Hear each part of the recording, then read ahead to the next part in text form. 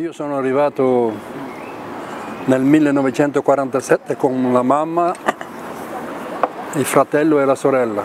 Ma mio papà è arrivato nel 46, dicembre 46, e poi a Namur ha bifurcato quelli che andavano a Liegi, quelli che andavano a Charleroi-Mons e quelli che venivano nel Brabant Wallon, in siderurgia dunque a Clabec.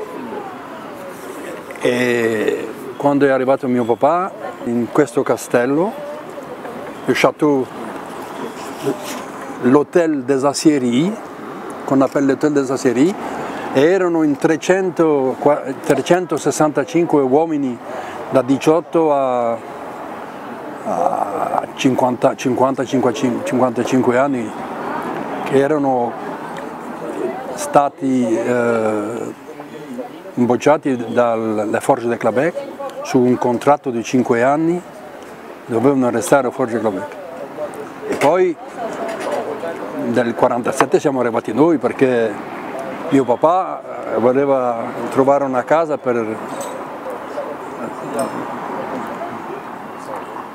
nous loger à l'intérieur du paysage de Clabec. Et donc en 1952, nous avons quitté le château. Mon père et ma mère se sont mariés à Paris. En 1933, quelque chose comme ça, 1932-33. Et on a été fabriqués, nous, à Paris, et puis nous sommes nés en Italie. Donc en 1938, moi j'ai été fabriqué à Paris, et puis je suis né en Italie, à Tricesimo, provincia di Udine, et puis je suis retourné à Paris, et puis en 1939, nous sommes retournés en Italie, et de 1939, nous sommes arrivés en Belgique. À 1946, nous sommes arrivés en Belgique. Donc mon père a travaillé toutes ces années, mon père a travaillé au Forges de Clabec jusqu'à sa pension. Et moi, je suis rentré au Forges de Clabec en 1953. 54. À quel âge? J'avais 15 ans. 15 ans. Et puis, j'ai fait toute ma carrière là, pendant 40 ans, avant d'être prépensionné. Il existe un film, si vous voulez, ou un témoignage sur le musée de la Porte à Tubize. Le musée de la Porte à Tubize. Si vous allez sur Internet, musée de la Porte Tubize, vous avez des interviews des travailleurs de Forges de Clabec et j'ai fait une interview là-dessus aussi. Ou alors vous pouvez peut-être contacter Arte, parce qu'ils ont fait un film sur le château des Italiens, dont je suis le personnage le plus, puisque c'est moi qui ai rassemblé pour 50 ans, pour le 50e anniversaire de l'immigration italienne à Clabec, Tubize. Et j'ai rassemblé les 32 familles qui habitaient dans ce château, avec les 84 enfants. Donc on a fait une très grande fête, et puis on a réconcilié des familles, il y a des gens qui ne se parlent plus, c'était une grosse fête. Dont tout ça est dans le livre ici. Hein. 32 familles, oui. Et 84 enfants qui habitaient dans ce château. Mais c'était un habitat confortable C'était comparé aux mineurs qui travaillaient dans la région de Liège et de Charleroi, Mons, tous les villages qui étaient autour. Nous, on était au paradis. Parce qu'on avait des appartements, chacun avait des appartements, et on avait de l'eau courante, on avait tout ce qu'il fallait. On ne peut pas dire qu'on était dans de ce qu'il y a de plus beau, parce qu'en Italie, nous, on était bien, on avait une maison sociale, mais on n'avait pas de travail. Enfin, hein. C'est ça que mon père est venu ici. Hein. Vous avez des maisons sociales en Italie? Oui. C'est-à-dire? À Brescia. Mussolini, je ne sais pas si je peux te rappeler, Mussolini a fait entre 22 et 1900, jusqu'en 30, il a fait des maisons sociales pour recevoir tous les Italiens qui se trouvaient à l'étranger. Hein. Il a fait des maisons sociales et à Brescia, qui s'appelle la Via Chiusura, hein, il y avait des milliers de maisons qui ont été faites là pour des maisons sociales, donc des gens qui habitaient à Brescia et des gens qui revenaient d'Italie et tout ça. Il y avait plusieurs personnes qui habitaient en France qui sont venues habiter à Brescia. Mais en 1946, vous devez savoir aussi que de Vérone jusqu'à Turin, tout était détruit, hein, et Brescia en particulier, puisque Brescia était un endroit sidérurgique et un endroit industriel et métallurgique formidable qui a été tout brûlé, et tout bombardé, et tout cassé. Donc aller chercher du travail à Milan, à Bergamo, à Torino, et comme il avait l'occasion de venir en Belgique, ben, il est venu en Belgique. Donc après ça, donc, je vous ai dit où il faut peut-être chercher le musée de la Porte. Hein. Il s'appelle Musée de la Porte? Le musée de la Porte, il se trouve là. La Porte, c'est que c'est une image, la Porte? Non, le musée de la Porte de Tubize. Le musée de la Porte, c'est une ancienne petite ferme qui avait à l'entrée ici, peut-être à 100 mètres. Allez. Et c'est un musée de Tubize, c'est le musée de Tubize. Et on a eu un programme d'immigration, donc et il a filmé des gens qui ont travaillé aussi dans toutes les industries qui habitaient ici, hein, puisque je vous dis qu'en 1954, il n'y avait pas assez de travailleurs à Tubize pour satisfaire à toutes les entreprises qui se trouvaient à Tubize. Il y avait 6500 travailleurs au Forge Clabec, 6500, 6400 à Fabelta, ici derrière, où vous avez garé votre voiture, vous voyez, c'était un ancien, et ici, c'était Fabelta aussi, qui était tout c'était le textile. Hein. Et puis il y avait les ateliers métallurgiques où on faisait des locomotives, il y avait 1500 travailleurs du côté de la gare, il y avait des fonderies, il y avait des brasseries, il y avait tout. Maintenant, il n'y a vraiment plus rien. Maintenant, il y a simplement un complexe industriel à Saintes, avec toutes des petites entreprises, et il reste le Forge Clabec avec 400 ouvriers. Tout ça a disparu.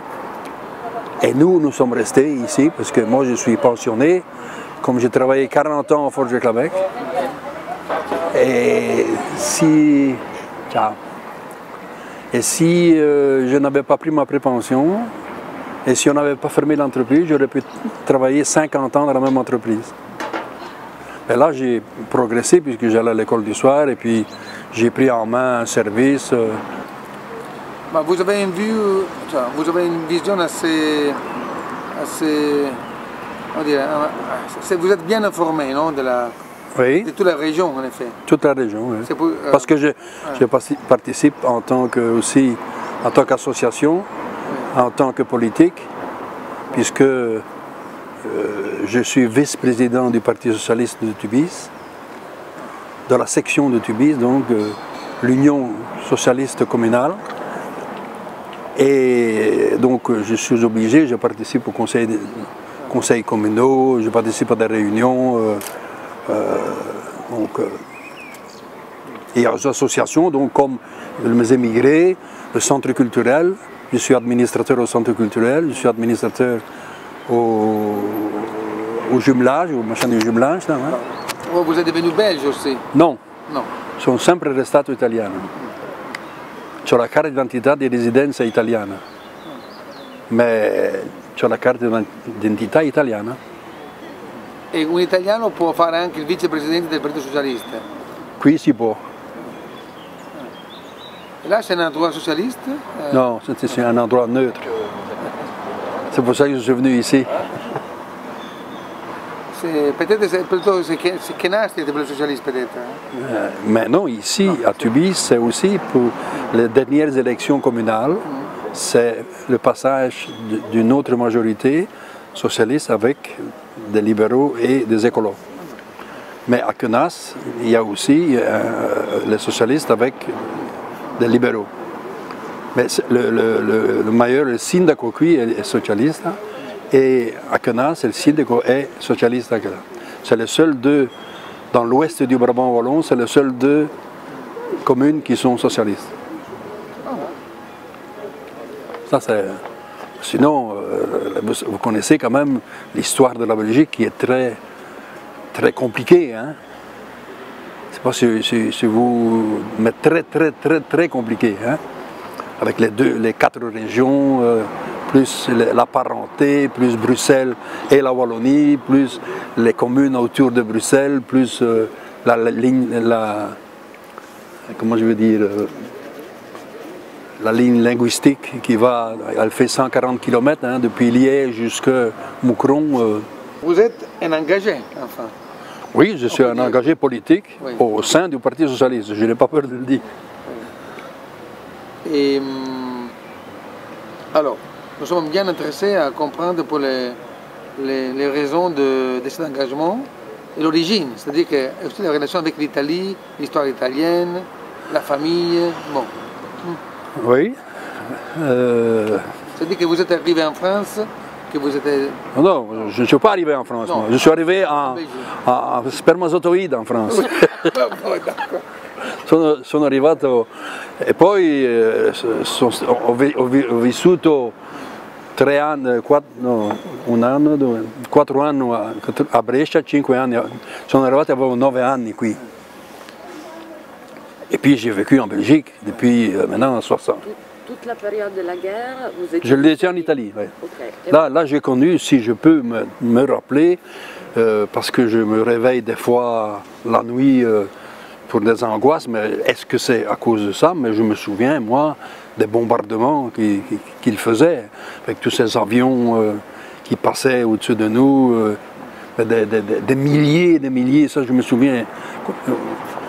Una sera eravamo un soir, on était à la maison, on avait les couvertures sur les fenêtres parce qu'on ne pouvait pas voir.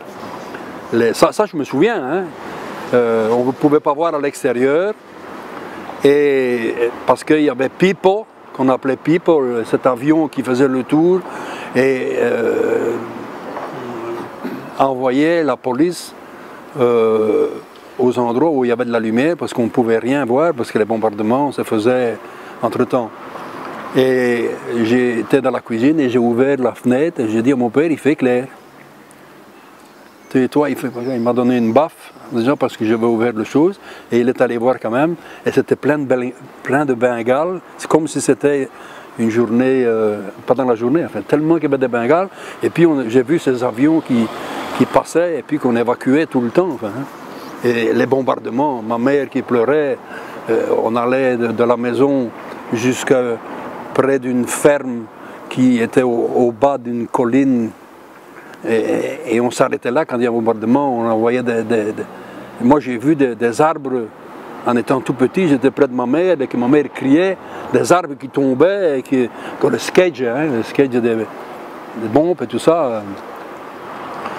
Des bombardements dont il y avait des bombes qui... Ça je me souviens aussi, une bombe qui n'avait pas sauté et qui était entre les portes comme ça, d'une maison, d'un château où ils étaient propriétaires de la pétrolière qui était devant, où on stockait du pétrole. Parce qu'ils avaient bombardé ça, hein, mais ils n'ont pas touché ça. Ils ont tout bombardé autour, mais ils n'ont pas touché ça. Et le soir même, il y a des gens qui sont allés voler des machines à écrire et tout ça, ils ont passé au-dessus de la bombe, juste après le bombardement. Et quelques jours, ça je ne me souviens pas si c'est le jour après ou quelques jours après, ils sont venus chercher cette bombe et ils sont passés dans la grande rue de chez nous, via Cusure, là. Mais moi j'avais peur, je suis parti. Et la peur que j'ai peut-être maintenant aussi, c'est peut-être dû à tout ça. Tellement que j'ai eu peur. À Brescia. À Brescia, ça. Ça c'est tout ce que je me souviens de... Mais... Votre père, il travaillait, lui. Il travaillait, il n'était pas dans la résistance. Non, pas lui, non. Il n'était pas... Il se mêlait à rien. Il était mêlé à rien, il travaillait à l'OM, je ne sais pas si vous avez connu les camions OM. Il travaillait comme mécanicien électricien les camions OM. Hein. Et pourquoi alors il était revenu de la France à l'Italie? Parce que historiquement, vous savez, moi je l'ai appris aussi comme ça, la France, elle projetait, elle rejetait tout ce qui était... La France, elle rejetait tout ce qui était étranger quand même. Hein. C'est pas à vous que je dois apprendre ça. En 1939, 38, 39, tout ce qui était étranger était mis dehors. Hein. Et bon, comme il n'avait pas de travail non plus, parce que c'était la crise depuis 1936, hein, il s'est dit, bah, puisqu'on nous appelle, parce que c'est vrai, moi j'ai pas peur de le dire, mon père m'en a toujours dit, qu'il est revenu parce que Mussolini appelait tous les étrangers et qu'il les mettait dans des maisons sociales. Et nous sommes arrivés à Brescia, mais ça je ne me souviens pas moi. Hein. J'étais trop petit, hein. J'avais 1 an donc.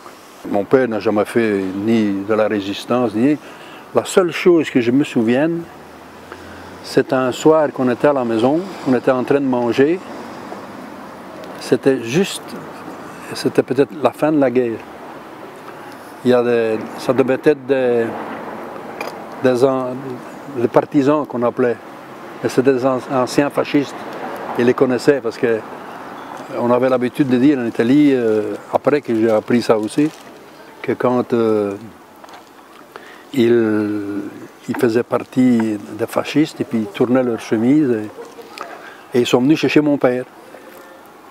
Avec fusil et tout, hein, avec comment je veux dire, la crosse sur la porte et tout ça. Là, ça, je me souviens qu'ils étaient assis et qu'ils sont, je vois encore ma mère, ma soeur et tout ça. Et puis mon père est parti avec eux. Et je ne sais pas si ma mère pleurait, ça je ne me souviens pas plus très bien. Mais en fait, c'est certain, c'est que, est-ce que c'est 1 heure ou est-ce que c'est 2 heures après, mon père est revenu. Il est venu quand même. Il est revenu à la maison et on n'a plus jamais entendu parler. Alors j'avais un oncle à Paris. Mais là, je ne sais pas comment je pourrais chercher qui était à Paris et qui est parti de Paris et qui est allé en Espagne en 1936. Mais je ne sais pas s'il est allé avec les forces internationales ou s'il est allé soutenir Franco. Hein. Ça, je ne sais pas. Frère de la mère. Et donc son nom serait quoi? Ça serait Carnelutti. Carnelutti. Il y avait plusieurs frères, mais un des frères de ma mère était parti en Espagne. Donc Friulano lui aussi. Comme Friulano, oui. Comme ma maman. Mais je ne sais pas si... Qu'est-ce que vous voulez que je vous dise? Mais normalement, de Paris, on partait plutôt avec les républicains. Ben oui. Espagne, oui. Comment est-ce qu'ils s'appelait? Chose internationale. Oui, brigade internationale. Brigade internationale. Hein. Mais je ne sais pas comment faire pour me rechercher, pour voir si... Parce qu'il est mort, hein. Il est mort là-bas, il n'est plus jamais revenu. Hein. Ou bien... il est mort en Espagne. Je ne sais pas s'il est mort ou pas, on ne l'a plus jamais revu. Enfin, ma mère n'a plus jamais revu, ni... Ça, c'est ma mère qui m'a raconté ça. Mais en ce qui concerne la résistance, parce que je sais que vous avez parlé de ça, moi, je ne connais pas très bien. La seule chose, c'est que ceux qui sont venus ici, aux Forges, au Clavet, il y en avait de tout. Il y avait des socialistes, il y avait des gens qui avaient quitté parce que peut-être qu'ils étaient... qui avaient participé à un certain moment, parce que tout le monde devait prendre la tessera en italien. Hein? Si tu ne trouvais pas de travail, enfin, hein? D'autres étaient fascistes, d'autres étaient communistes. Domenica. Hein? Poi, maintenant je ne sais plus ce que j'allais dire. Tu dois dire qu'il y avait de toutes les orientations. Et il y a eu entre les travailleurs au château et des familles qui se sont bagarrées un petit peu. Mais on n'a jamais su pourquoi. Moi, du moins. Moi, j'étais trop jeune, je ne m'occupe pas de ça. Enfin, à ce moment-là, c'était ou l'école ou le travail, mais enfin, surtout. Et puis nous avons quitté vite, nous. Parce qu'en 1947, donc en 1950, nous avons quitté le château et nous sommes partis travailler. Certaines familles. Certaines familles quittaient le château hein, pour aller dans les maisons. Qui habitaient là dans le château. Oui. Ils sont partis peut-être oui, pour des questions plus générales, politiques aussi. Pas seulement des questions personnelles, non? Si, pour des choses personnelles, ou bien pour être mieux, pour avoir quelque chose de mieux. Puis le château, donc en 1947 jusqu'en 1960, il y a ceux qui sont renouvelés, et puis il y a eu l'immigration de 60, hein, qui est venue après et qui a remplacé... Non, mais la photo des Gasperi... Elle est là. Quand les Italiens sont venus ici, vous savez qu'ils se sont révoltés un petit peu, parce qu'on croyait que la Belgique était un pays de cocagne et qu'on allait... Oh, qu'on allait gagner de l'argent et qu'on allait être... je vais le tenir celle-là.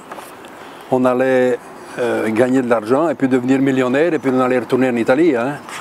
Mais ce n'était pas vrai. Alors, à un certain moment, surtout du côté de Mons et tout ça, il y a eu des révoltes. Et qu'est-ce que l'Italie a fait? Au lieu d'envoyer des agents ou des gens pour essayer de calmer, ils ont envoyé des prêtres, dei frati. Sì. E qui c'è un padre Giorgio, vedi? Questo padre Giorgio era fatto per questa regione qua. Cette région ici, et c'est lui qui était donc le responsable et on a fait une chapelle au château des Italiens. Et il venait de la messe et les gens allaient à la messe. Era un frate di... Francesco. Francescano. Francescano, Un padre cappuccino forse. Lo hanno anche... Ah, ecco la fotografia di Gasperi, la vera, era vicina. Les regards sévères, non? Déjà tout petit, quand j'ai fait ma première communion en Italie, je n'aimais pas aller voir... je ne sais pas pourquoi, et pourtant mes parents sont des catholiques, ils allaient à la messe, ils se faisaient, mais moi, je n'ai jamais su les voir. Et j'ai toujours milité, dès mon jeune âge, à partir de 15-16 ans ici, j'ai toujours milité à gauche. Déjà au syndicat, parce que ce que j'ai oublié de dire, c'est que j'ai fait 30 ans de militant syndical au Forges Québec, moi. Chez les employés techniciens cadres. Mais c'est ça que je te demandais s'il y avait, pour la genèse de ça. Tu as rencontré peut-être quelqu'un plus vieux que toi qui t'a apprenti à la... Non, c'était inné. C'était inné puisque le jour que j'ai quitté l'école, parce que je voyais mon père qui pleurait et ma mère qui pleurait aussi parce que ma soeur est revenue avec un... Faut pas le mettre, enfin, faut te rappeler de l'enlever. Elle est revenue avec un ballon, hein, elle était enceinte et bon, mon père travaillait tout seul, donc j'ai dit moi je vais aller travailler. Et j'ai commencé à travailler aux ateliers métallurgiques de Tubize ici. Et puis, je vous dis, j'ai changé, je voulais devenir coiffeur et puis mon père m'a appelé à Québec un an après et je suis resté à Québec toute ma vie. Enfin. Et là, quand je suis rentré aux ateliers, je me suis directement affilié à la FGTB, qui est la Fédération Générale des Travailleurs de Belgique, qui est le syndicat socialiste en Belgique. Là, tu avais touché une injustice? Ah oui. Bon, l'injustice, je la voyais autour de moi. Hein. Déjà, je ne sais pas, mais ici à Tubize, comme dans toute la Wallonie, interdit aux Italiens et aux chiens. Hein. Vous avez vu ça, vous avez entendu parler de ça. Donc,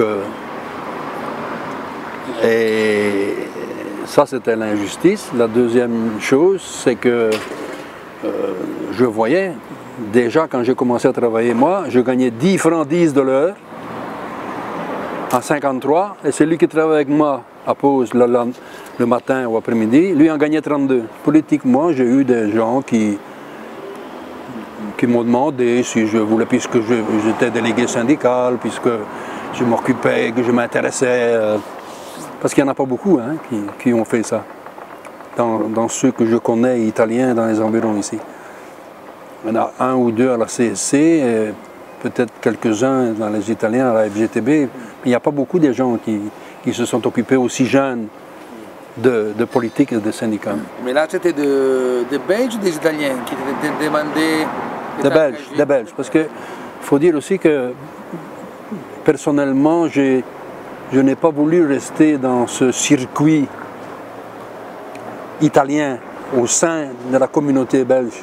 Parce que souvent, vous savez, il y avait comment est-ce qu'on appelle ça en Italie, des gens qui se réunissent entre eux parce qu'ils sont italiens. Il y avait le café d'italien, il y avait le café Casa Nostra et des histoires pareilles où les Italiens ils allaient jouer à la bocce.